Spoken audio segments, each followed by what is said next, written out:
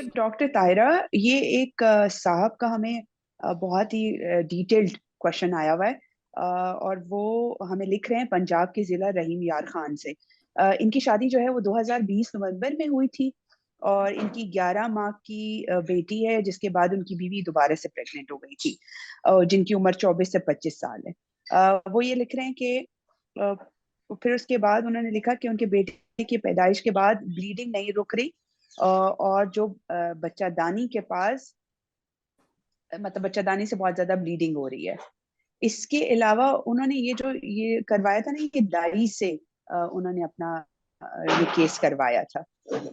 अ, तो अगर इस हवाले से कुछ उनकी रहनुमाई कर सकें, क्योंकि इस वक्त वो, जो मुझे अंदाजा हो रहा है, वो ये कह रहे हैं कि मशवरा दे दें कि हम क्या करें।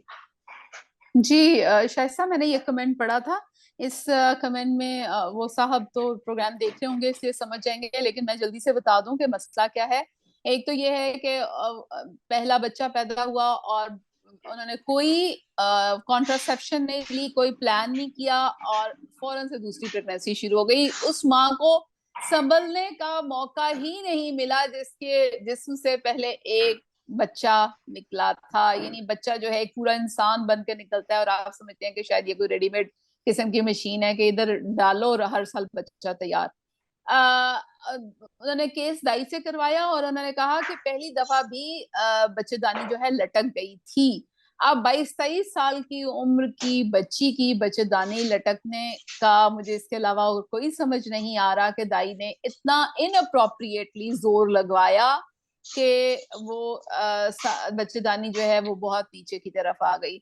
और अब ये है कि खून नहीं रुक रहा, और उन्होंने कहा है कि जी हमने दिखाया है किसी डॉक्टर को, तो उस डॉक्टर ने कहा है जी अंदर कचरा है और कचरा खुद खुद बाहर आ जाएगा। मुझे ये सुन के इतना बुरा लगा, सुनने में ही बुरा है, कि जैसे औरत की बच्चेदानी ना हो गई, कोई कूड़े का ड्रम हो गया जिसमें कचरा फंसा हुआ है। देखिए आप लैंग्वेज क्या यूज करते हैं। बहरहाल उनको मेरा मशवरा ये है कि खुदा के लिए अपनी बेगम को किसी अस्पताल ले जाएं, किसी अच्छे अस्पताल या प्राइवेट का मैं नहीं कह रही, सरकारी अस्पताल ले जाएं। सरकारी अस्पताल में कम अज कम जो कोई भी बैठा होता है वो थोड़ा बहुत या 50-60% काम जरूर करता है।